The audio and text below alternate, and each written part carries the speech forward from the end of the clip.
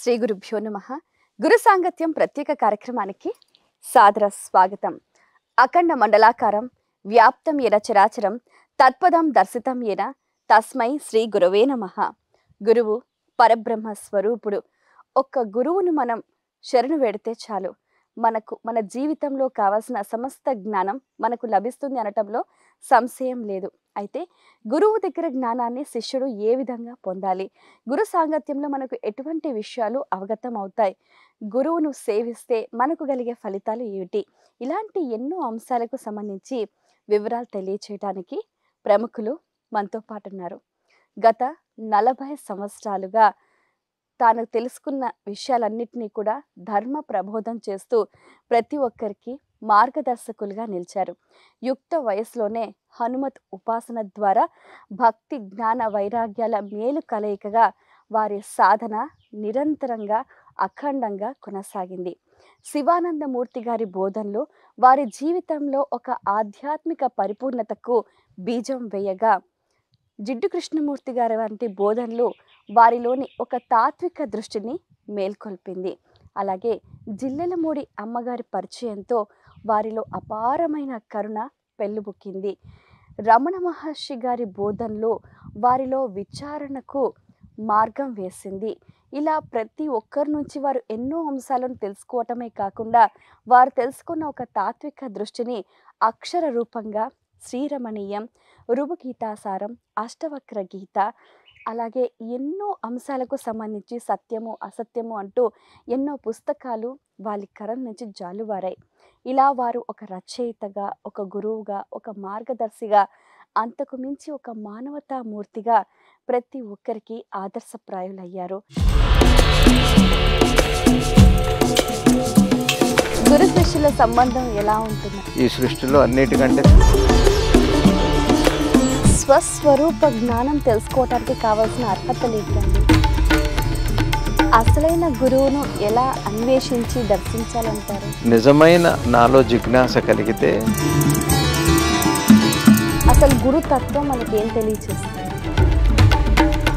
ఆత్మ, పూర్ణాత్మ, పరమాత్మ, ఈ మూడిటికి వ్యత్యాసం ఏంటండి? అన్ని సిద్ధులకే ఆధారం ఆత్మసిద్ధి, అల్టిమేట్ అంటారు. సద్గురు శివానందమూర్తి గారితో మీ పరిచయం, వారితో మీ ప్రయాణం, మీ అనుభవాలు మీ మాటల్లో. మీ అందరికీ బాగా సుపరిచితులైన అద్వైతమూర్తి, వేదాంతవేత్త, గురుధామం వ్యవస్థాపకులు శివశ్రీ గెంటెల వెంకటరమణ గారు. వారితో మాట్లాడి మరిన్ని విషయాలు వారి మాటల్లో తెలుసుకుందాం. నాటి కార్యక్రమాన్ని ప్రారంభిద్దాం. నమస్కారం గురువుగారు. నమస్తే అమ్మ. అసలు సద్గురువు అంటే ఎవరు? మనం గురువు దగ్గర గురు సాంగత్యంలో ఎటువంటి విషయాలు తెలుసుకోవటానికి అవకాశం ఉంటుంది? మనందరిలో ఉండే సత్తు ఏదైతే ఉందో, సత్యం ఏదైతే ఉందో దాన్నే సద్గురువు అంటారు. అంటే మన స్వస్వరూపం ఏదో అదే సద్గురువు. ఇకపోతే రెండోది, సద్గురువు దగ్గర ఏ విషయాలు నేర్చుకోవచ్చు అని. సత్తు గురించి విషయాలు తెలుసుకో. సత్తు అంటే తన స్వరూపం. గురువు దగ్గరికి వెళ్ళిన తర్వాత ఇంకా ప్రాపంచిక విషయాలు కాదు నేర్చుకోవాల్సింది. ప్రాపంచిక విషయాలు ఎట్లయినా నేర్చుకోవచ్చు, చూసి చదువుకొని ఎలా అయినా నేర్చుకోవచ్చు. కానీ సత్తు విషయం తాను సత్యానుభవం పొంది సత్యమే తానైన గురువు దగ్గర ఆ సత్యం గురించి, అంటే తన గురించి తను ఎరిగిన వారి దగ్గర తెలుసుకోవటమే గురువు దగ్గర తెలుసుకోవాల్సింది. అంటే ఇప్పుడు ఇక్కడ నేను అనే అంశం గురించి విస్తరణగా గురువు దగ్గర తెలిసే అవకాశం ఉందంటారు? గురువు దగ్గరే తెలుస్తుంది, ఇంకెక్కడ తెలియదు. గురు శిష్యుల సంబంధం ఎలా ఉంటుందంటారు? ఎలా ఉండాలి? గురు శిష్యుల సంబంధం ఎలా ఉండాలి అంటే, తల్లికి బిడ్డకి ఉన్న సంబంధం ఉండాలి, తనతో తనకుండే సంబంధమే ఉండాలి. అంటే ఏ వ్యక్తి అయినా ఈ సృష్టిలో అన్నిటికంటే తన్నే తాను ప్రేమించుకుంటాడు. అందుకనే తాను ప్రేమించుకుంటాడు కాబట్టి ఈ లోకంలో తనకిష్టమైనవి చేస్తారు కాబట్టి అందరినీ ఇష్టపడతాడు. ఎందుకంటే తన మీదనే తనకి ప్రేమ ఉంటుందని పెద్దలు చెబుతారు. కాబట్టి తన మీద తనకి ఎంత ప్రేమ ఉందో, తను జ్ఞానాన్ని అపేక్షించి ఒక రూపనామాలు ధరించిన ఆ స్వస్వరూపమైన సద్గురువుల్ని చేరినప్పుడు అట్లాంటి ప్రేమ ఆయన ఉంటే చాలు. ఈ స్వస్వరూప జ్ఞానం తెలుసుకోవటానికి కావాల్సిన అర్హతలు ఏంటండి? తెలుసుకోవాలి అని అనిపించటమే. అర్హత అంటే మళ్ళా ఏదో ఎల్‌కేజీ, యూకేజీ అవి కాదు. అంటే అతని మానసిక స్థితి గాని, దేహ స్థితి కానీ ఎలా ఉండాలి అని. ఓ విషయం పట్ల అవగాహన రావాలి అని. తన్ని తాను తెలుసుకోవాలని ఎప్పుడు అనిపిస్తుంది అంటే, ఈ ఎడతెరపు లేని దుఃఖం, ఎడతెరపు లేనటువంటి ఈ రాకపోకలు, మరణం గానీ, ఏదన్నా మనసుకి ఆఘాతం కలిగినప్పుడు ఏమిటి ఈ వస్తుంది. ఈ కష్టం ఏంటి? అసలు మరణం ఏంటి? ఈ పుట్టుకేమిటి? ఎందుకు ఈ కష్టాలు ఇట్లా ఉన్నాయి? దేశం ఎందుకు ఇలా ఉంది? ప్రపంచం ఇట్లా ఎందుకుంది? ఇట్లాంటి ప్రశ్నలొస్తాయి. అసలు ఈ ప్రశ్న ఉద్దేశ్యమే తను తాను తెలుసుకోవాలనుకోవటం. అది. ఆ ప్రశ్న రావటం, నేనెవరిని ప్రశ్నించటం వేరు కాదు. అది ఇది ఒకటే. నేనెవరిని ప్రశ్నించటమే అది. ఎందుకంటే డైరెక్ట్‌గా తన ఉనికిని ప్రశ్నిస్తున్నాడు. ఇందులో ఎందుకు ఇలా జరుగుతుంది? అసలు పుట్టుకేమిటి? మరణం ఏమిటి? ఇట్లాంటివన్నీ. ఓకే. తన జీవితం యొక్క ప్రధానమైన ఉద్దేశం కానీ, తన జీవితం యొక్క సారాంశము, అతని డెస్టినీ గురు సాంగత్యం ద్వారా తెలుస్తుందంటారా? గురు సాంగత్యం ద్వారా తెలుస్తుందా అంటే, మీరు మొదటే అడిగారు సద్గురువు అంటే ఎవరు అని. తాను సత్యం తెలిసినవారు కాబట్టి, ఇతను సత్యాన్ని అపేక్షిస్తున్నాడు కాబట్టి, ఎప్పుడైతే ఒక అపేక్ష, ఆ శ్రద్ధ ఉన్నప్పుడు తప్పనిసరిగా లభిస్తుంది. ఎందుకు దత్తాత్రేయులు వారు నాకు 24 మంది గురువులు అన్నారు. ఈ చెట్టు, ఈ సృష్టిలో చివరికి తన దేహం కూడా తన గురువే అన్నారు. కాబట్టి ఆ భావము, ఆ దృష్టి ఉంటే ప్రతిదీ తనకి హితకరమై ఉంటుంది.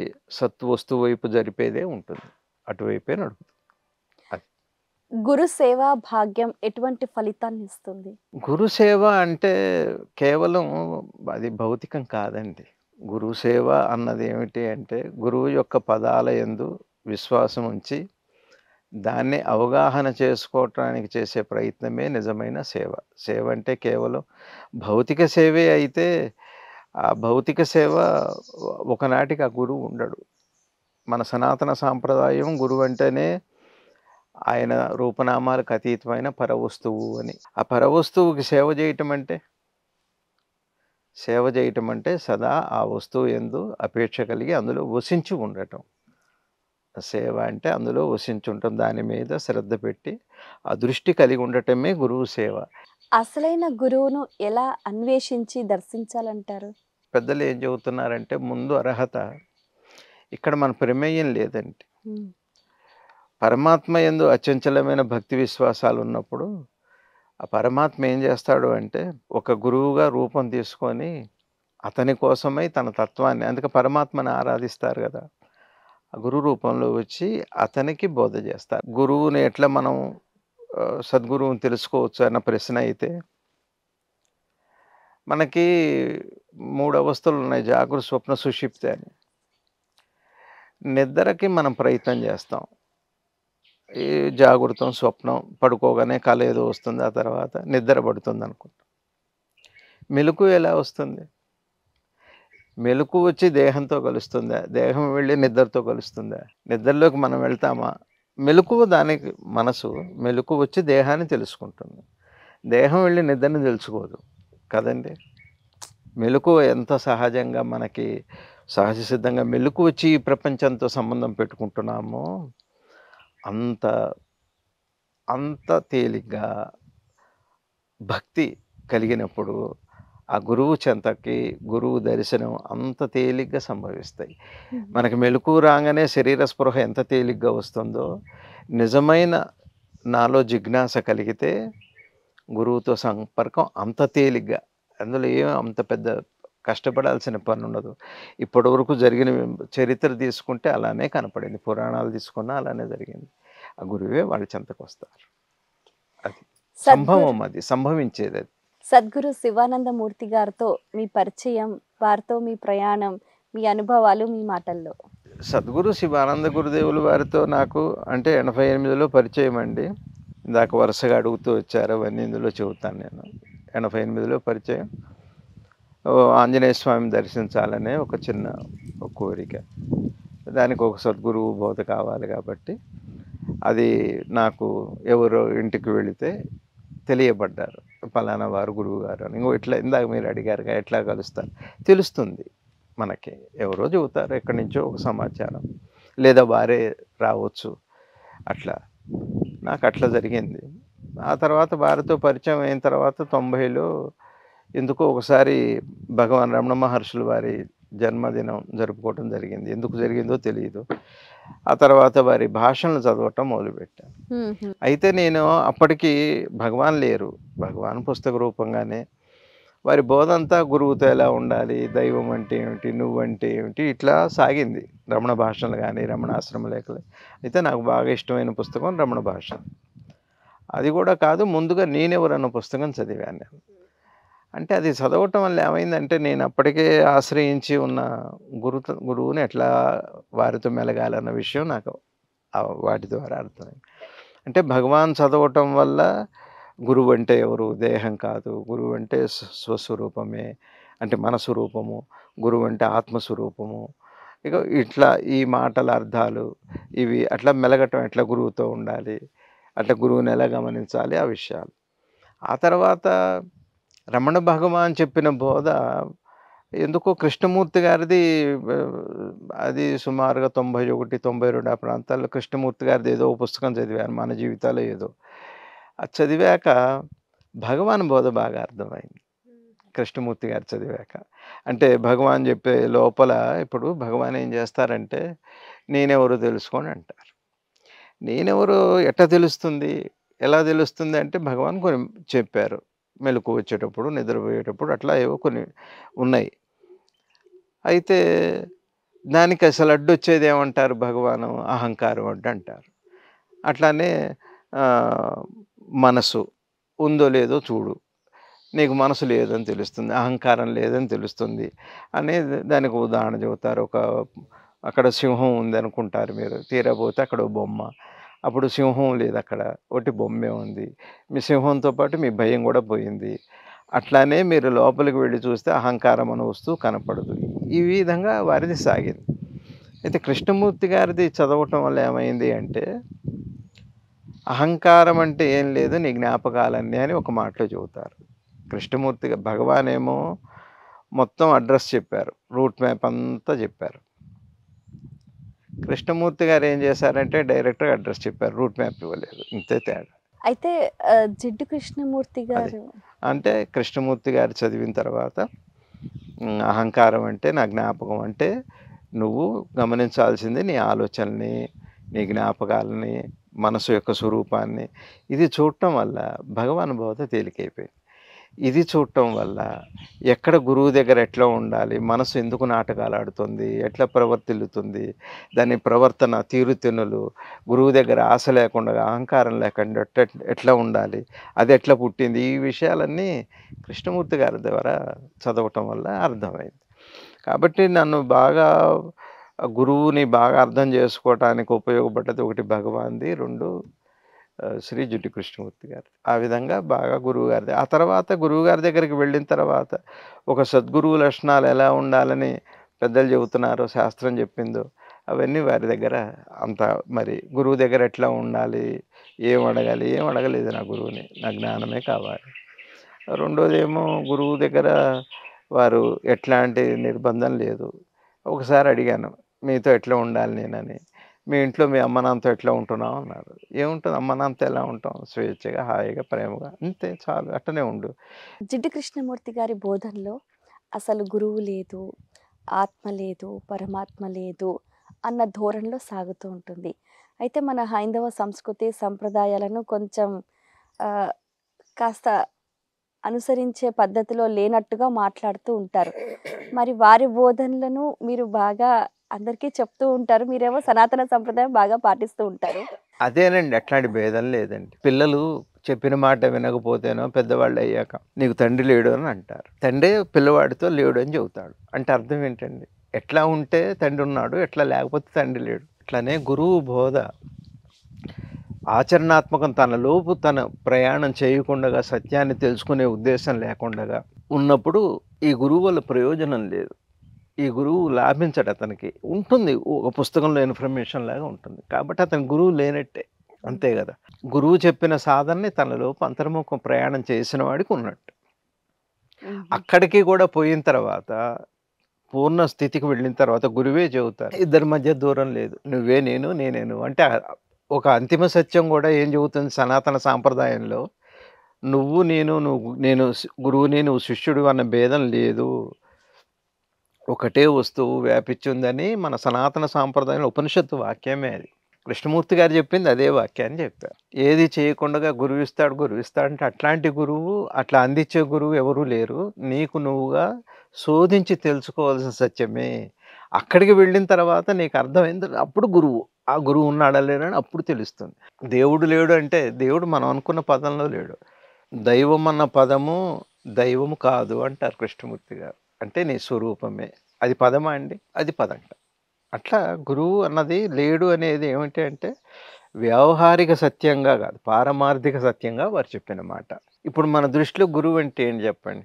మనకు మార్గనిర్దేశం ఇప్పుడు చేసేవారు, మార్గనిర్దేశం చేసి అంతేగా. ఆ, ఇంకా మనకు జ్ఞానాన్ని అందించేవారు, అందించేవాడు, మన గురించి మనం తెలుసుకోవటానికి ఒక ప్రేరణ అంతే కలిగించేవారు. కదా. ఆ, ఆ తర్వాత బాధ్యత అంతా ఎవరి మీద ఉంది? గురువు మీద ఉంది. ఇప్పుడు ఉన్నాడా లేడా ఆయన? ఉన్నారు. బయట ఉన్నాడు. ఈ ప్రయాణం లోపలదా బయటదా? లోపలిది. మరి లోపల లోపల లేరు. అది అదే చెబుతున్నా. ఓహో. లోపల బోధ రూపంలో ఉన్నారు ఆయన. Yes. ఇంక ఇంతటితో తీసుకొని ఇంక లోపలికి వెళ్ళి ఆ, ఒక టీచరు మ్యాథ్స్ చెబుతుంటాడు. ఆ, ఆ టీచరు ఒకసారి కళ్ళు మూసుకొని లోపల మన్నం చేసుకుంటాడు. ఆ టీచర్ని బయట వదిలిపెట్టేస్తాడు. ఇప్పుడు లేడు, అక్కడైతే లేడు.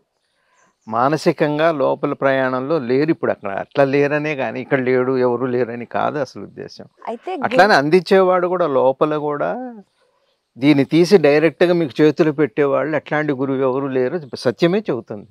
నీకు నువ్వుగా శోధించి సత్యాన్ని నువ్వు తెలుసుకోవాలి అని అంటున్నారు. అట్లా చెప్పగలిగేవాడు ఎవరు లేరు, అట్లా అందించేవాడు. భగవాన్ రమణ మహర్షుల వారు కూడా అదే అన్నారు. గురువు నీకు దారి చూపెట్టి వదిలిపెడతారు, చేరుకోవాల్సింది నువ్వే, అది నీకు నువ్వుగా సాధించాలి అనే చెబుతున్నారు పెద్దలు. మరి శిష్యుడికి తెలుస్తుందా ఇది అదే దారి అని? ఆ అది దారి అందిస్తారండి. ఇదేనా? ఆహా. ఇందాక మీరు అన్నట్టుగా మార్గదర్శకత్వం ఇస్తారు, ఆహా. అది ఏమిటో చెబుతారు. ఆ తర్వాత అదేమిటి అన్నది ఇక లోపలికి వెళ్ళి మీరు నేర్చుకోవాలి. అసలు గురుతత్వం మనకేం తెలియచేస్తుంది? తత్వాన్ని తెలియజేస్తుంది. గురుతత్వము తత్వము తత్ ఏదైతే ఉందో, ఏది ఈ ఉపాధి నుంచి మాట్లాడుతుందో, ఏది అనంత ప్రకృతిని చూస్తుందో, వింటుందో, కంటుందో, అన్నిటికీ ఆధారమైందో దానికి తత్వము అని పేరు. తత్వమసి అని అంటారు మహావాక్యం. తత్వమసి, తత్వాన్ని తెలియజేసేవాడు గురువు. ఆ వస్తువు గురించి చెప్పేవాడు గురుతత్వం అన్నారు. కలిపి గురుతత్వం అన్నారు. ఒక గురువుని ఆశ్రయించిన తర్వాత అష్టసిద్ధులు లభిస్తాయి అంటారు, నిజమేనా? అందులో అభ్యంతరం ఏం లేదు. ఒక గురువుని ఆశ్రయించిన తర్వాత అంటే అతను ఏమి కోరి ఆశ్రయిస్తున్నాడో అట్లాంటి ఫలాలు లభించవచ్చు. కానీ సద్గురువు అయితే దాని వైపు పెద్దగా అతన్ని ప్రేరణ చెయ్యరు, దాని వైపు ఎక్కువ మనసు పెట్టనివ్వరు. సద్గురువు అయితే తత్వం వైపే, ఇందాక మీరు అన్నారు కదా గురుతత్వము అంటే తత్వం వరకే చెబుతారు. కానీ సిద్ధులు ఎంత గొప్పదైనా దాన్ని చివరికి దర్శనాలు కూడా వాళ్ళు అంగీకరించరు. అది వస్తే రావచ్చు, వాళ్ళ దేహ ప్రారంభంలో ఉంటే సిద్ధులు. వాళ్ళు అందుకే చెబుతారు సిద్ధులు అంటే మీరు అన్నది అష్టసిద్ధులే కాదు. ఈ విషయంలో భగవాన్ ఏమంటారంటే ఆత్మసిద్ధి కంటే ఇంకా ఏ సిద్ధులు కూడా, అన్ని సిద్ధులకే ఆధారం ఆత్మసిద్ధే అల్టిమేట్ అంటారు. అటువైపే తీసుకువెళ్తారు. ఇది ఇక్కడ ఆగనివ్వరు, ప్రయాణాన్ని అలా లోపల తీసుకువెళ్తారు. వస్తే రావచ్చు. అది అక్కడ కూడా వాళ్ళకి మళ్ళీ సిద్ధులు ప్రకటన చేసేవాడు ఉండడు. తత్వం తెలిసాక నేను ఇది చేస్తున్నాను, నాకు ఇతరులు ఉన్నారు, ఈ సిద్ధులు చేయాలి, ప్రదర్శన చేయాలి, దాని నుంచి ఏదో పొందాలి అనే ఆ అహంకారము అన్నది అక్కడ వాళ్ళకు ఉండదు జ్ఞాన మార్గంలో. ఈ ఆత్మసిద్ధి అనేది ఏ స్థాయిలో లభిస్తుంది? ఇవి స్థాయికి సంబంధించింది కాదు. ఆత్మసిద్ధి అన్నది ఏ స్థాయిలో లభిస్తుంది అంటే ఇప్పుడు లేదన్న మాట ఉంది అంతేగా. అప్పుడు ఇది పోయి అది పోయి వస్తుందా అంటే ఇప్పుడు ఆత్మసిద్ధి ఉంది.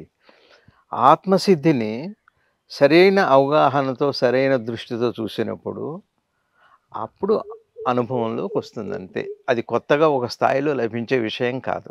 ఆచరణాత్మకంగా అది మనం తెలుసుకోగలుగుతామంటారు. అవగాహన ఏంటంటే ఇప్పుడు మనకు పంచేంద్రియాలు ఉన్నాయండి. ఇప్పుడు మీకుంది, మీకు మెడలో గొలుసుందా? ఇప్పుడు నేను అనగానే ఫీల్ అవుతున్నారు అంటే ఇప్పుడు నా మీద ధ్యాస ఉంది. నేను అనగానే ఆ ధ్యాస దాని మీద ఉంది కదా ఆల్రెడీ, మీరు ఫీల్ అవుతారు. అట్లనే మన పంచేంద్రియాలు ఏమైనాయంటే ప్రపంచ స్పృహతో ఉండి తాజాత్మ్యం చెంది ఎక్కువ దాని అనుభవం పొందుతున్నాయి. ఒకసారి గురువు ఏం చేస్తారంటే గుర్తు చేస్తారు "ఓ ఈ స్పృహ అని." ఈ ఇంద్రియ జ్ఞానం దాన్ని పొందుతుంది, అంటే గ్రహిస్తుంది. ధ్యాస అటు మరల్చటం వల్ల దాన్ని గ్రహిస్తుంది, అంతే. స్థాయిలు ఏం లేవు. ఆత్మ, పూర్ణాత్మ, పరమాత్మ ఈ మూడిటికి వ్యత్యాసం ఏంటండి? ఇప్పుడు మనం మాట్లాడుకుంటున్నాగా ఇది ఆత్మ అనుకోండి.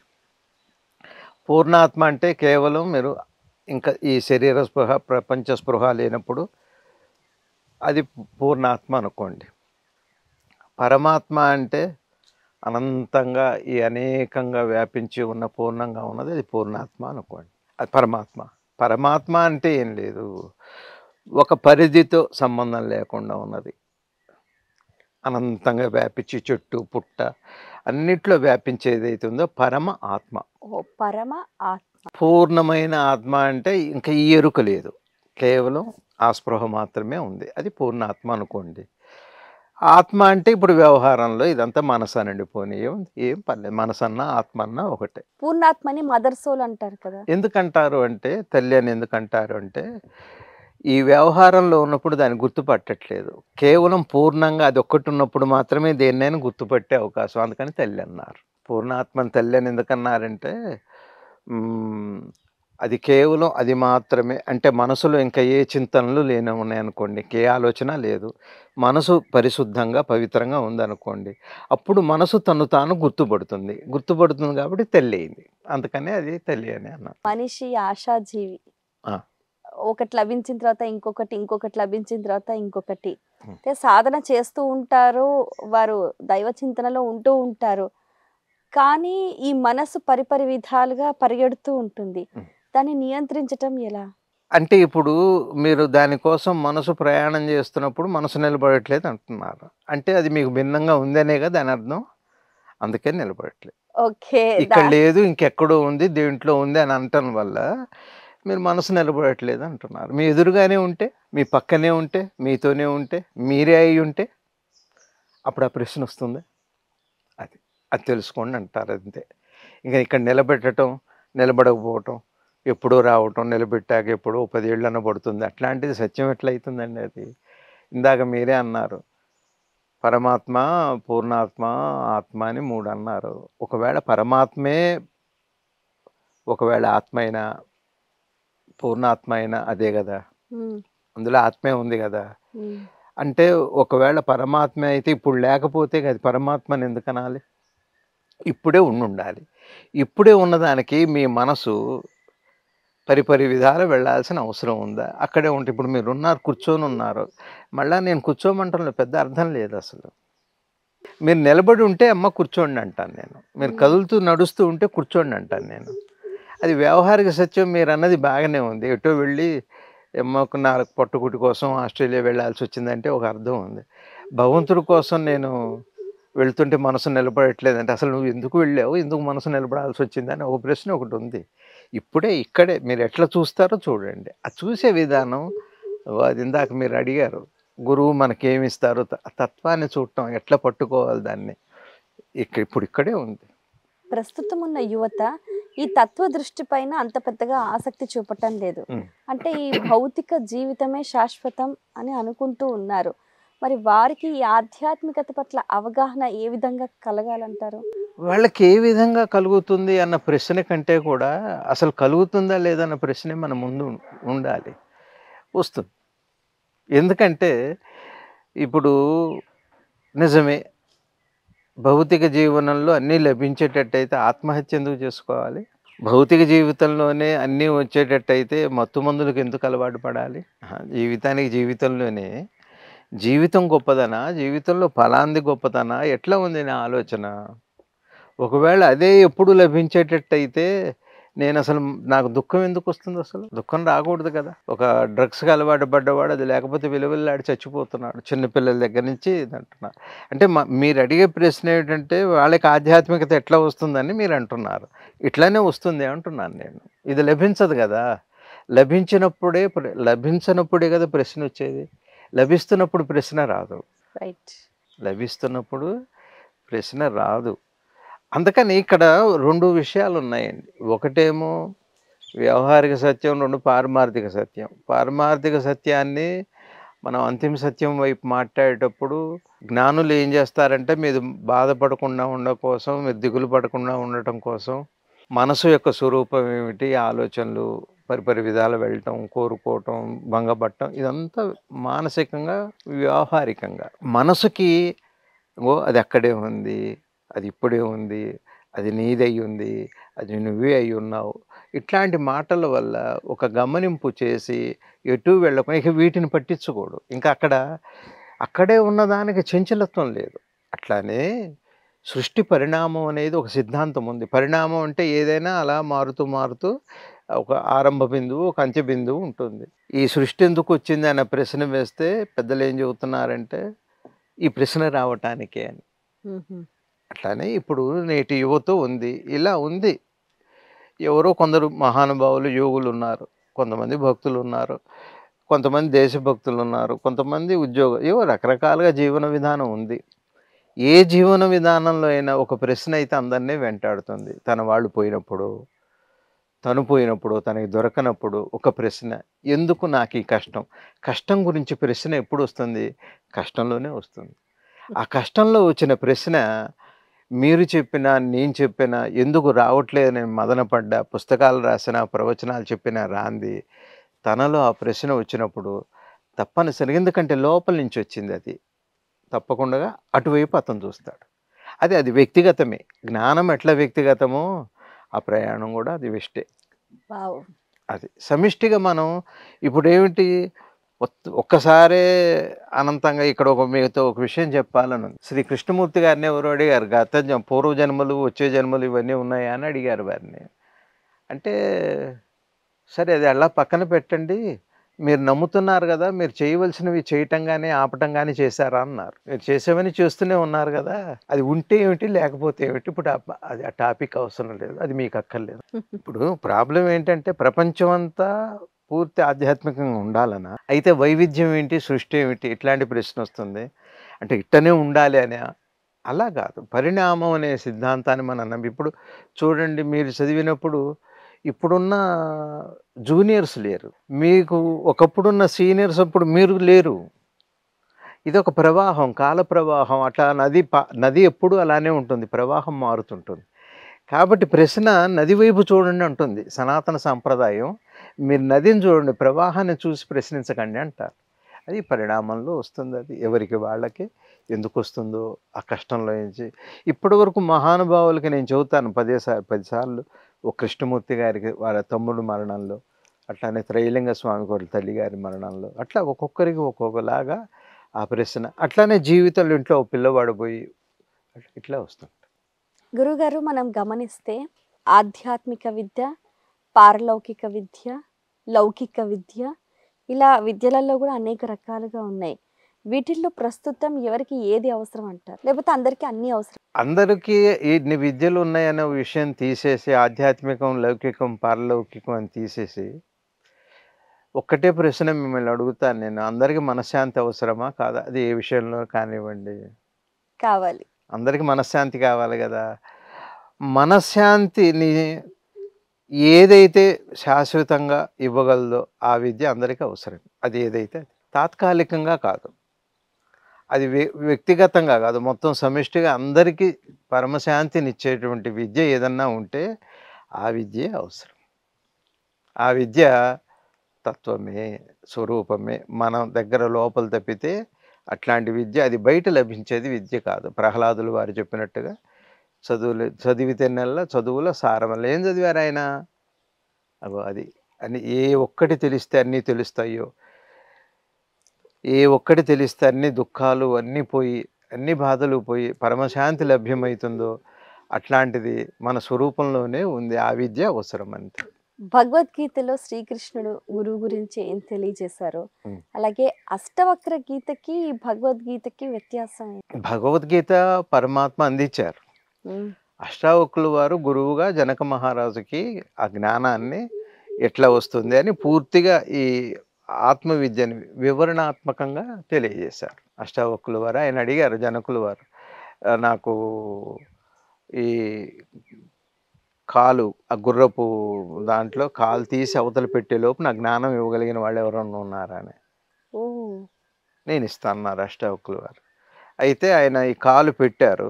పెట్టి అవతల కాలు వేసేలోపు నాకు జ్ఞానాన్ని ఇస్తారా అన్నారు. ఇస్తాను నేను. మరి నేను ఒక గురువుకి నువ్వు ఏదైనా ఇవ్వాలి కదా దక్షిణ అన్నారు. అంటే నా రాజ్యాన్ని ఇస్తా అన్నారు. అంతేనా అన్నారు. అది ఇస్తా ఇది ఇస్తా అన్నారు. చివరికి అన్నారు, నేనేమి ఇవ్వను, నా సర్వస్వము నీకు ఇచ్చా, నా ప్రాణాన్ని కూడా నేను మీకు ఇచ్చా అన్నారు. మొత్తం నా సర్వస్వం నేను మీకు ఇచ్చా అన్నారు. ఎప్పుడైతే మనస్ఫూర్తిగా మాట అన్నారో ఆ క్షణమే ఆయన జ్ఞానం వచ్చింది. ఆ కాలు అవతలికి వెళ్ళలేదు, ఇలా స్తంభించిపోయారు ఆయన. మనసు లేదు, ఇక మనసు స్తంభించిపోయింది. అట్లా ఆ తత్వాన్ని ఎలా పొందాలి అని ఆ మొత్తం మార్గాన్ని మనకి విశదీకరించారు స్వామి అష్టావకులు వారు. రుభుగీతాసారం ఏం చెప్తుంది? మహర్షి ఇవన్నీ అవే.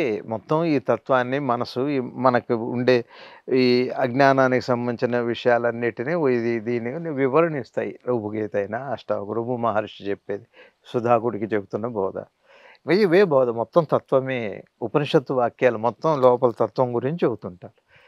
ఈ చిన్న చిన్నవి మూఢనమ్మకాలు, భ్రాంతులు వీటన్నిటిని ఒప్పుకోరు. చివరికి అదే మనకి రుభుగీతలో దొరుకుతుంది. ఆయన మీ దయ వల్ల నా జ్ఞానం వచ్చిన, ఇంకా దూరం చేస్తున్నావా అంటారు. కృష్ణమూర్తి గారు ఏదైతే అంటారో గురువు లేడు అని, ఇట్లా ఇద్దరు ఉన్నారా అని అంటారు. ఇంకా దూరం చేసావా అన్నారు. నేను ఇచ్చాను, నువ్వు పొందావు, ఇట్లాంటి మాట ఉందా ఇంకా మన మధ్య అని అన్నారు ఆయన. అదే దానికి కూడా తావులేదంటారు. ఇంకా లేదు. నిజమైన మన సనాతన సంప్రదాయంలో ఇద్దరు లేదండి, ఒకటే ఉంది, ఒకటే వస్తువే ఉంది. సిద్ధికి సాధన ఏ విధంగా ఉండాలంటారు? ఒక తదేకమైన దీక్షనండి, ఏకాగ్రతనండి, శ్రద్ధనండి, ఇవన్నీ మామూలుగా వ్యవహారికంగా చెప్పే మాట అక్కడ వర్తిస్తుంది, అద్వైత విషయంలో తప్పనిచ్చి. ఒక్కటే మాట అండి మీరు అన్నది ఏంటంటే, సిద్ధికి సాధన ఏ విధంగా ఉండాలని మంచి అవగాహనతో కూడినదై ఉండాలి సాధన, అంతే. సిద్ధికి అదే పరమ ఆవశ్యకత. అంటే ఇప్పుడు సాధన అంటే వాళ్ళు రోజు కొంత సమయం కేటాయించి దాని మీద దృష్టి పెట్టడం, అది ఏ విధంగా చేయాలంటారు? అది ఏ విధంగా అతని ఇంట్రెస్ట్ అది నిర్ణయిస్తుంది. అతను ఏ విధంగా చెయ్యాలి అన్నది వ్యక్తిగత బోధ కాదు. అది సిద్ధి అనేది, మంత్రసిద్ధి అంటే ఒక మంత్రానికి ఒక అర్థం ఉంటుంది. ఆ మంత్రార్థం ఏది అది వ్యక్తమైతే క్రియలో దాన్ని ప్రకటన చేయగలిగితే అది మంత్రసిద్ధి అని అంటారు. ఇప్పుడు హ్రీం అని ఉందనుకోండి, హ్రీం అనే బీజాక్షరం ఉంది, అది మంత్రసిద్ధి అయినప్పుడు తను ఏ వస్తువునైనా తను సృష్టించగలుగుతాడు, ఏ వస్తువునైనా అదృశ్యం చేయగలుగుతాడు అనే సర్వశక్తులు అతని వశమై ఉంటాయి. హ్రీం శక్తి అట్లా అంత గొప్పది. దక్షిణామూర్తి తత్వం మనకి ఏం తెలియజేస్తుంది? దక్షిణామూర్తి తత్వం అంటే జ్ఞానతత్వం అంటారు. మన భగవాన్ చెప్పిన మాట బాగా నాకు ఇష్టం. దక్షిణామూర్తి అంటే, దక్షిణము అంటే మన కుడి భాగం. దక్షిణము ఇది ఫిజికల్గా ఉండే హార్ట్. ఇది అట్లానే ఇటు పక్క కుడి చేతి వైపు హృదయస్థానం అంటారు. అక్కడ హృదయంలో ఆత్మ ఉంటుంది అంటారు, ఈ అనంత ఆత్మ. ఆ ఆత్మ దక్షిణంలో రూపం లేకుండా ఉంటుంది కాబట్టి దక్షిణ భాగంలో అమూర్తిగా ఉన్న అంటే ఆత్మే దక్షిణామూర్తి, అంటే మన స్వరూపమే దక్షిణామూర్తి. ద్వైతము, అద్వైతము, విశిష్టాద్వైతము, ఇలా ఒక్కొక్క శాఖ వాళ్ళు ఒక్కొక్కరిని గురువుగా ఎంచుకొని పూజిస్తున్నారు, ఆరాధిస్తున్నారు, ఆ మార్గంలో వెళ్తున్నారు. అసలు కొంతమంది ఏంటంటే బ్యాక్వర్డ్ క్లాసెస్, అసలు గురువు అంటే ఏమిటో తెలియదు, అసలు ఎవరిని గురువుగా భావించాలో కూడా తెలియదు. అలాంటి వారికి ఎవరు గురువు?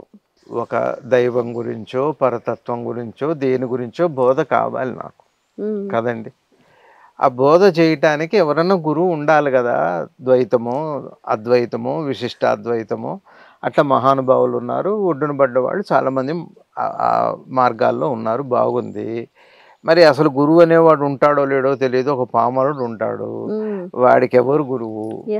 ద్వైతమా, అద్వైతమా, విశిష్టాద్వైతమా, మరి ఇంకేదన్నానా అంటే నేనేమంటున్నానంటే, ఇవన్నీ ఇట్లా ఉంచితే పెద్దలు చెప్పిన మాట, దత్తాత్రేయులు వారు చెప్పిన మాటే, నాకు 24 మంది గురువులు అన్నారు.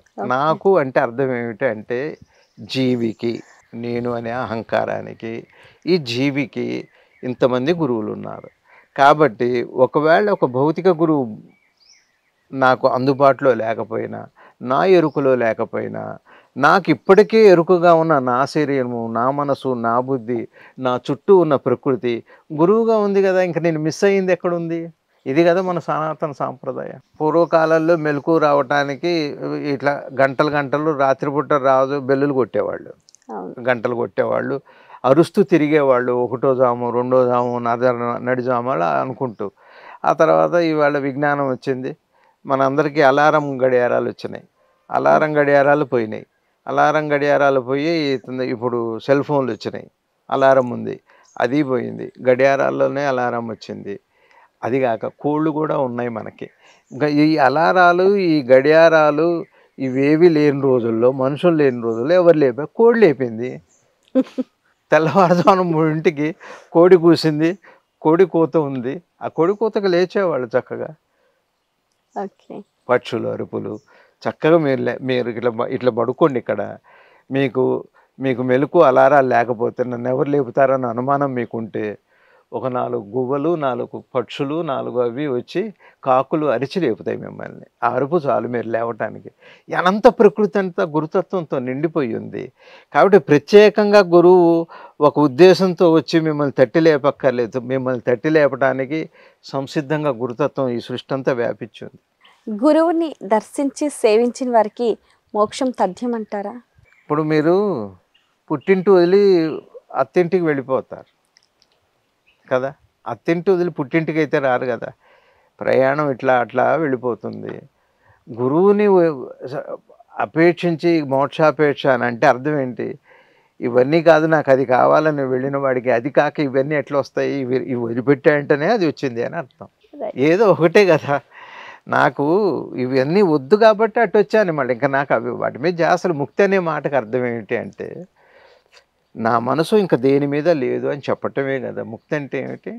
నా మనసు ఇంకా దేని మీద లేదు, దేని మీద లేకపోవటమే అర్హత, ఇంకేం లేదు.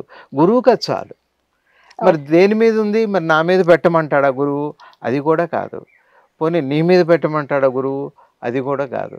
దేని మీద పెట్టకు, నువ్వు సర్వాంతర్యామి, దేని మీద పెడతావు? ఏమండి మీరు మీ శరీరంలో దేని మీద ఎక్కువ ఇంపార్టెన్స్ ఇస్తారు? నాకు శరీరం అంతా ఎరుక కలిగి ఉంటాను, నేను శరీరం అంతా ఇష్టమే నాకు. అది కాబట్టి ముక్తుడు అనేవాడు ఏమిటి అంటే ఇది వదిలిపెట్టడు, అది కావాలండి. అది కదా గురువు నేర్పుతాడు. అది ఎందుకు కావాలంటున్నావు నువ్వు అంటాడు. అసలు దీన్ని ఎందుకు వదిలిపెట్టావు అంటాడు. ఇక్కడ లేకపోతే కదా దాన్ని పట్టుకుంటాం. ఇందాక మీరు అన్నారు మనసు చంచలం కదా ఎట్లా అని. ఇప్పుడు ఈ చూస్తున్న దాంట్లో లేకపోతే మీరు ఇంకో దాంట్లో వెతకాలి. ఇంకో దాంట్లో ఉంది అన్నారా, ఇక్కడ లేదు అన్నారా, ఆయన అసంపూర్ణత్వం అవుతుంది. అందుకని గురువు ఏం చెబుతాడు అంటే నువ్వు నీకు కావాలా పరమాత్మ, శ్రీకృష్ణ పరమాత్మ భగవద్గీతలు అదే చెబుతున్నారు. నువ్వు నన్ను నిర్గుణంగా చూడదలుచుకున్నావా, నీ లోపల చూడు. నన్ను సగుణంగా చూడదలుచుకున్నావా, నా రూపాన్ని కాస్త పక్కన పెట్టు. నీకు అనంతంగా కనపడుతుంది నేనే. నీ లోపల నీ బయట ఉన్నది నేనే. నువ్వు బయట చూసినా నన్ను చూసినట్టే, నీ లోపల చూసినా నన్ను చూసినట్టే. ఇంకొక విశేషం ఏమిటి అంటే ఈ బయట ఇదంతా ఎందుకు ఇలా కనపడుతుంది అంటే నిన్ను నువ్వు చూసుకో, నీకు ఇది ఇంకా బాగా అర్థమవుతుంది. ఇది కృష్ణ పరమాత్మ బోధ. ఇక్కడ లేకపోతే కదా అక్కడికి వెళ్తాం. అందుకని దేని మీద పెట్టనివ్వడు గురువు, ఇటు పెట్టనివ్వడు అని అర్థం చేసుకో. ఇది నీకు అర్థం కాక వైరాగ్యం ఇది వద్దు ఇది వద్దు అని అంటున్నావు. ఎందుకు వద్దని ఎందుకు అంటున్నావు? నువ్వు కావాలి అంటున్నావు. అయితే అర్థం చేసుకో. కావాలంటే నువ్వు పొందే వస్తువు విషయం నీకు తెలిసి ఉండాలి. చివరిగా మా ప్రేక్షకులకు గురు సాంగత్యం గురించి మీ మాటల్లో. గురుతత్వం అన్నది నాకు తోచినంతలో అన్ని చోట్ల నిండి ఉన్నది అనే మాట ఒకటైతే అది మన కుటుంబ వ్యవస్థలో తల్లిగా, తండ్రిగా, భార్యగా, భర్తగా, పిల్లలుగా, స్నేహితులుగా, సమాజంగా అనేక రకాలుగా విస్తృతంగా అనంతంగా ఆదిశేషువులాగా వ్యాపించింది గురుతత్వం. ఆ గురుతత్వాన్ని సరిగా అర్థం చేసుకుంటే చిన్నగా కుటుంబ వ్యవస్థలోనే తల్లిదండ్రులు పిల్లవాడికి నేర్పటం, పిల్లవాడు తల్లిదండ్రులకి దగ్గర నేర్చుకోవటం, ఇద్దరిది అది కర్తవ్యంగా అలా సాగేటట్టయితే ఈ జీవితం, ఈ శరీరం వెళ్ళేలోపుగానే ఇహం పరం రెండు సిద్ధించాలి. ఒక ఇహాన్ని వద్దని పరాన్ని పొందటం, పరాన్ని కావాలనుకొని ఇహాన్ని వదిలిపెట్టడం అలా కాదు.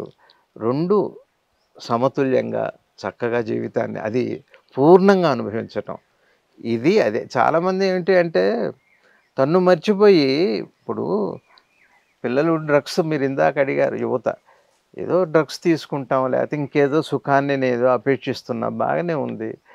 కానీ ఏమైంది అంటే నన్ను నేను తెలుసుకోకుండగా నన్ను నేను మర్చిపోయేట్టు చేస్తున్నాయి అవి. మీరు ఒక మాట చూడండి. ఒక చిన్న గారడీ ప్రోగ్రామ్‌కెళ్తే అసలు నన్ను నేను మర్చిపోయానంటారు. ఒక పాట వింటే నన్ను నేను మర్చిపోయానంటారు. నన్ను నేను మర్చిపోవటమా? నన్ను నేను తెలుసుకోవటమా? ఒక ప్రశ్న ఉంది. నన్ను నువ్వు మర్చిపో పర్లేదు. కానీ నన్ను నేను తెలుసుకోవటం కూడా అంతే ముఖ్యం. నన్ను నేను మర్చిపోవటం కంటే నన్ను నేను తెలుసుకోవటం చాలా విశేషమైనది మన సంప్రదాయంలో. అందుకని నేనేమంటున్నానంటే ఈ ప్రపంచంలో ఏవో కొన్నిటి వల్ల మనం పొందే సంతోషం వల్ల ఏ సంతోషం అన్నా నన్ను నేను మర్చిపోతున్నానండి. ఇంకా నన్ను నేను ఎప్పుడు జ్ఞాపకం చేసుకుంటాను నేను మర్చిపోయేటట్టయితే. మర్చిపోతే తాత్కాలికమైన ఉపశమనం లభిస్తుంది. కష్టాల్లో నుంచి ఒక సినిమా, ఒక పుస్తకం, ఒక చిట్ చాటింగ్, గాసిప్పు, ఇక జూదము, ఒక తాగుడు. మీరు అనుకునే ఏ ఎంటర్‌టైన్‌మెంట్ అయినా, ఏ వ్యాపకమైన కాసేపు నన్ను నేను మర్చిపోతే, నా కష్టాల నుంచి కాసేపు నేను నన్ను నేను తెలుసుకుంటే శాశ్వతంగా అక్కడ లభించే తాత్కాలికంది శాశ్వతంగా లభిస్తుంది. నన్ను నేను తెలుసుకోవటం.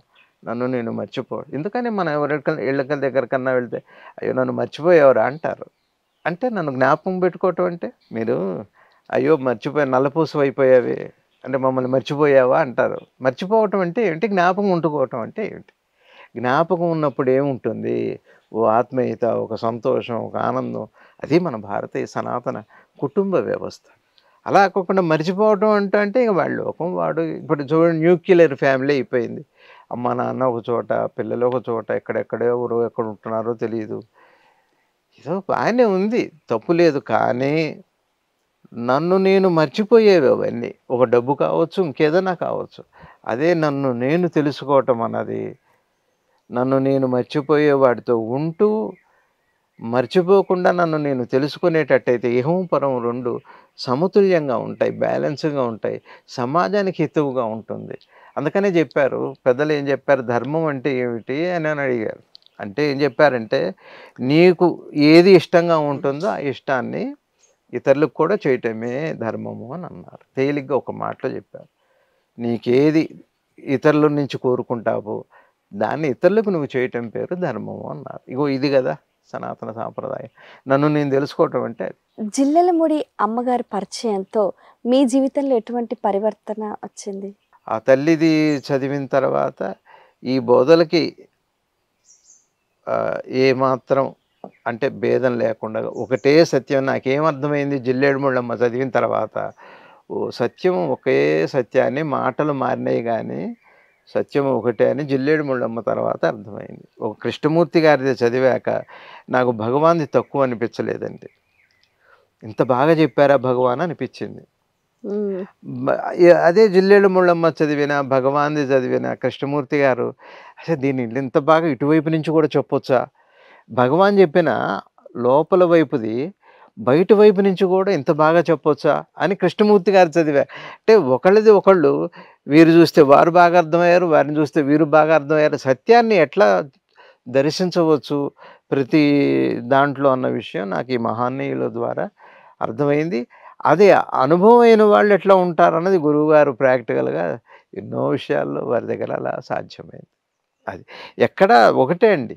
ఆ తర్వాత నాకు ఎవరిని చూసినా, ఎవరితో మాట్లాడినా, లేకపోతే ఏ మహనీయుడు సత్యం చెప్పినా, సత్యం విషయంలో ఎక్కడ ఏమీ తేడా లేదు. నిసర్గదత్త మహారాజు వారి చెబుతున్నా నేను. అట్లానే కొందరు మహాత్ములువి చదివాను నేను. చిన్మయ స్వామి విన్నాను నేను. ఎందరో లోకంలో మహానుభావులు చాలామంది ఉన్నారు. ఎక్కడ వాళ్ళ బోధల్లో ఆ సత్యం వైపు నుంచి చూస్తే ఎక్కడ భేదం కనపడలే. అందరూ చెప్పింది అదే సత్యం. కాకపోతే మాటలు ఒక్కొక్కళ్ళు ఒక్కొక్కలాగా చెప్పారు. కంచి పీఠాధిపతి వారితో మీకున్న సాంగత్యం, సత్సంగమం మీ మాటల్లో? ఈ భౌతిక సంభాషణలో వచ్చినప్పుడు కూడా పరిచయం, సాంగత్యం అనంగానే భౌతిక విషయాలే చెప్పాలి. అవేమో చాలా లిమిటెడ్‌గా ఉంటాయి. భౌతిక హుహు. విషయాలంటే వారిని అన్నట్లు పిలిచారో, ఇట్లా మాట్లాడారో, లేకపోతే ఓ ఈ అనుభవం అయింది, ఓ మహత్తు జరిగింది. ఇప్పుడు నా గురువుగారితో సాంగత్యం అనగానే ఏవో అనుభవాలు ఏమన్నా ఉన్నాయా అన్న ప్రశ్న కూడా ఉంటుంది అందులో. బావగా రవ్వంత ఉంటుంది. రవ్వంత ఉంటుంది. రవ్వంతేం చాలా ఉంది. ప్రశ్న రవ్వంత ఉంటుంది గానీ, నాకది ఎందుకో అట్లా కాకుండగా ఒకటే కనపడుతుందా, కృష్ణమూర్తి గారి ఆహార్యం వేరు. మరి సద్గురు శివానంద గురుదేవులు, భగవాన్ రమణ మహర్షులు వారి ఆహార్యం అసలే వేరు. ఒక గోచి పెట్టుకుంటారు, ఒక కర్ర, ఓ సామాన్యమైన జీవనం. కానీ అత్యద్భుతమైనటువంటి ఆ లోపల జ్ఞానం పరాకాష్ట అది. అదే పరాకాష్ట మళ్ళీ కృష్ణమూర్తి గారు అంత ఆహార్యంలో కనపడుతుంది. మళ్ళా అంత సింపుల్‌గా శివానంద గురుదేవులు వారు ఏదో ఒక కండువ వేసి విభూది పెట్టుకొని అంత సంప్రదాయంగా, మళ్ళీ భగవాన్‌లో అట్లా సంప్రదాయత కనపడదు. మళ్ళా కృష్ణమూర్తి గారిలో కనపడదు. కానీ గురువుగారిలో పూజ, పునస్కారం ఇవన్నీ ఉన్నాయి. అంత సత్యాన్ని పొందారు. అంటే ఈ భౌతికమైన రూపనామాలు కానీ, బయట ఆహార్యం కానీ, విషయం కానీ, ఆ సత్య వస్తువుని ఎక్కడ ప్రభావితం చేయట్లేదండి. అది నాకు బాగా అర్థమైంది. అట్లా ఎంతోమంది సామాన్యులు ఇప్పుడు అలాగే కంచి మన ప్రస్తుతం ఉన్న 70వ పీఠాధిపతి శ్రీ శ్రీ విజయేంద్ర సరస్వతి మహాస్వామి వారు ఒక అద్భుతమైన జ్ఞాని. వారు కూడా వారు చెబుతుంటే ఎంత లోతో దేశభక్తి కానివ్వండి, ఈ ప్రపంచం గురించి ఒక చరిత్ర చెప్పిన ఒక విషయాన్ని చెప్పినప్పుడు అందులో లోతులు సత్య స్పర్శ లేకుండా చెప్పరు. తప్పనిసరిగా సత్యం అందులో ఇమిడి ఉంటుంది వారు చెప్పే మాటల్లో. అందులో మళ్ళీ ఏదో కాఠిన్యం కనపడదు. చాలా తేలిక మాటల్లో. అట్లానే రుద్దినట్టుగా ఉండదు. మన మీద రుద్ది మీరు ఫాలోవర్ ఏమిటంటారు, ఎందుకు ఇట్లా ఉన్నారు, విమర్శ. ఇప్పుడు జనరల్‌గా ఇప్పుడు మనం చూడండి, దేశం ఎందుకు యువత ఇట్లా ఆగమైందని అంటాం. ఒక జ్ఞాని దృష్టి అట్లా ఉండదు.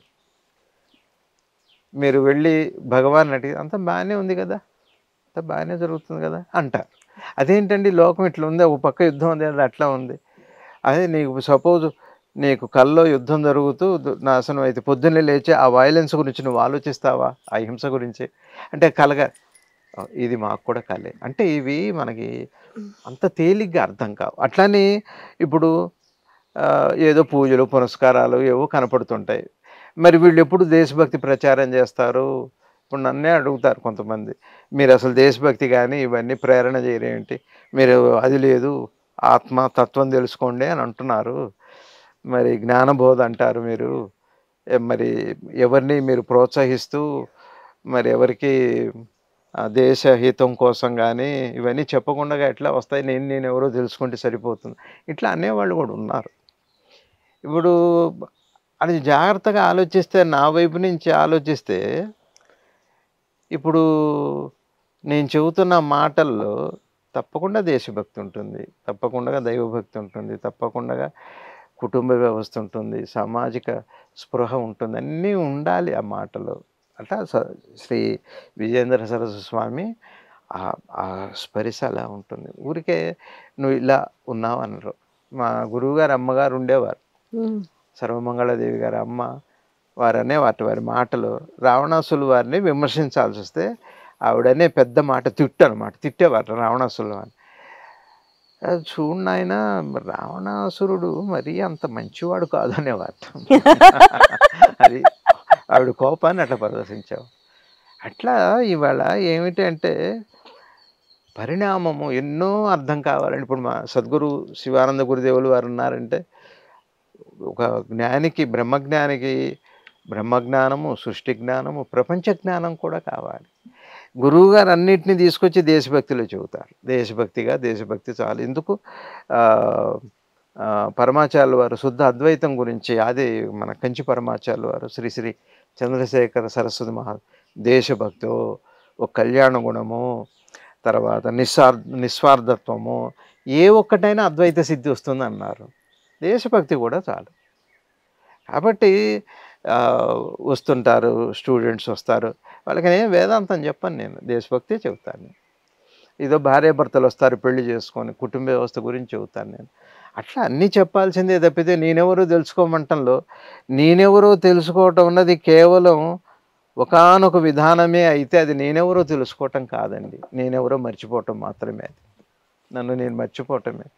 మీ ఇష్టం, మీరు ఎక్కడన్నా మొదలు పెట్టండి. మీ ప్రేమలో మొదలు పెడతారా, మీ ద్వేషంలో మొదలు పెడతారా, మీ భయంలో మొదలు పెడతారా, మీ ఇష్టం. మీ అసూయలో మొదలు పెడతారా, ఎట్లయినా మొదలు పెట్టచ్చు.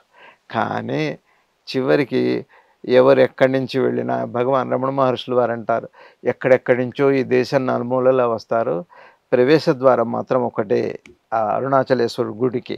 అట్లానే మీరు ఎందులో ఉన్నారన్నది కాదు. అందులో అది వాళ్ళ వాళ్ళ సందర్భాన్ని బట్టి ఇప్పుడు అద్వైతం చెబుతున్నాను అనుకోండి. అంటే అద్వైతం అంటే భగవాన్ చెబుతున్నాను. భగవాన్ అడుగుతారు రవి గారు. నిసర్గదత్త మహారాజు వారు అడుగుతారు. జిడ్డు కృష్ణమూర్తి గారు అడుగుతారు. అందులో వారు ఏమడిగారో దానికి నేను చెప్పాలి గానీ, దాన్ని అటు పక్కకి తీసుకెళ్ళి మీరు బాగా చదువుకోండి, మీరు తాగొద్దు, మీరు తినొద్దు అట్లా చెప్పలేను నేను. అది పర్సనల్‌గా చెప్పవలసి. అడ్రెస్సింగ్ వేరు. మా గురువుగారు ఎప్పుడు కూడా అడ్రెస్ చేసేవారు. అడ్వైజ్ ఇచ్చేవారు కాదు. అడ్వైజ్ పర్సనల్‌గా వచ్చి అడిగితే అడ్వైజ్ ఉంటుంది. లేకపోతే అది అడ్రెస్సింగే మంచిది. అడ్వైజింగ్ అంటే తీసుకోవచ్చు, తీసుకోకపోవచ్చు. నేను అడిగానా మిమ్మల్ని అంటారు. తిరుగుతాను, కాలేజీలకి వెళ్తాను, కాలేజీల్లో చెబుతాను. పిల్లలు వస్తారు, ఇక్కడ స్టూడెంట్స్ వస్తారు.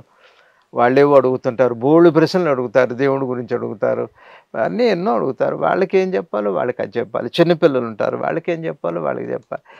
ఆ చిన్నపిల్లవాడు వచ్చి తాత చాక్లెట్ ఇవ్వండి అని అన్నాడు అనుకోండి, నువ్వు తెలుసుకో నాన్న ఏమిటి వ్యామోహం చెబుతావు వాడికి. నీకు ఏది బ్రాండ్ ఇష్టమో, చాకోబారా ఏది నీకు ఏది ఇష్టం, వాడిని అది అడగాలి, వాడికి అట్లా చెప్పాలి, ఆలోచింపజేయాలి. ఏదైనా మనం చేయవలసింది వాడిని ఆలోచింపజేయటమే తప్పితే, ఇది ఒక చీమట పాపం చెట్టు ఎక్కిందట, అయ్యో నువ్వు ఇట్లెట్లు వచ్చావు, ఇటు కాదు కదా ఎక్కి మళ్ళీ అడ్డించిరా అని చెప్పి మళ్ళీ అక్కడికి, ఏదైనా అది ఎక్కవలసిన చెట్టే. ఇది తెలియాలి. ఈ స్పృహ లేకపోతే నువ్వు ఇట్లా చేస్తున్నావని కొందరు వాళ్ళకి దూరం అవుతారు, కొందరు వీళ్ళకి దూరం అవుతారు. అలా కాదు, సత్యం అలా కాదు. ఇక్కడే ఇప్పుడే ఇట్లానే. ఈ సత్సంగమంలో అసలు ఎటువంటి విషయాలను గురించి చర్చించుకోవాలంటారు? ఎటువంటి విషయమైనా సత్తువైపు తీసుకెళ్లేదా అనే విషయంలోనే చర్చించుకోవాలి. నేను సత్యం వైపు తీసుకెళ్ళాలి, అది ఏ విషయమైనా పర్లేదు, మీ ఇష్టం, ఏ విషయమైనా పర్లేదు. గురువు దగ్గరికి వెళ్ళినప్పుడు గురుదక్షిణ తప్పనిసరిగా ఇవ్వాలంటారా? గురుదక్షిణ అంటే మీరు అనేది డబ్బులు, తాంబూలం, బట్టల? ఏదైనా తను తాను అర్పించుకోవాలి కదండి. తను తాను అర్పించుకోవటమే దక్షిణ. కానీ అందుకనే చక్కగా చెప్పారు, ఇంకా మళ్ళీ ఏమి ఇవ్వటానికి మిగలకూడదు. అదే జనకుడు అష్టావక్కుల వారికి అర్పించింది. ఏవో అరటిపళ్ళును, ఏవో రకరకాల గొడవలు, ఆ బట్టలు, అరటిపళ్ళు, పాదసేవ, అది సేవ కాదు. గురువు యొక్క పదాల యందు శ్రద్ధ కలిగి అందులో వసిస్తూ ఉండాలి, ఎప్పుడు రమిస్తూ ఉండాలి. అదే సేవ, గురువుకి ఇష్టమైంది. అట్లానే తన్ను తాను పూర్తిగా అహంకారాన్ని అర్పితం చేయాలి. ఇది గురు దక్షిణ. అహంకారాన్ని అర్పితం చేయాలి. గురువు గారికి ఎన్ని పళ్ళు ఇచ్చాను, నేను ఇచ్చాను అని అనుకుంటే అహంకారాన్ని పెరిగిందా పోయిందా? గురువు పేరుతో, దక్షిణ పేరుతో పెరిగితే ఎలా? తను తాను పోగొట్టుకోవాలి, అహంకారాన్ని అర్పించేసేయాలి పూర్తిగా. ఇందాక జనక మహారాజు వారు అష్టావక్కులు వారిలాగా మనకు గురుచరిత్ర పారాయణంలో కూడా తెలుస్తుంది ఎట్లా ఉన్నాడు ఆయన. ఆయన చివరికి ఎన్ని పరీక్షలు పెడతారండి ఆ గురు చరిత్ర పారాయణంలో. ఆయన ఆ పాలు తాగితే నువ్వు నన్ను అడగకుండా పాలు తాగుతావు అంటాట. అవును. ఆ తర్వాత పైన నురగ తీసుకుంటే అది నువ్వు ఎట్ట తాగుతావు అంటాట. ఆ పెళ్ళి గుంటలో పడితే కళ్ళు పోతే జీడి పాలు తాగుతాడు. కళ్ళలో పడి కళ్ళు పోతే నువ్వు నన్ను అడగకుండా నువ్వు దేవతలు అడిగితే నా గురువు చెప్పాల్సిందే అని అంటాడు.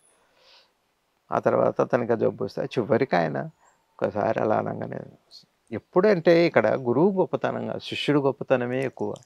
గురువు గొప్పతనం లేదండి.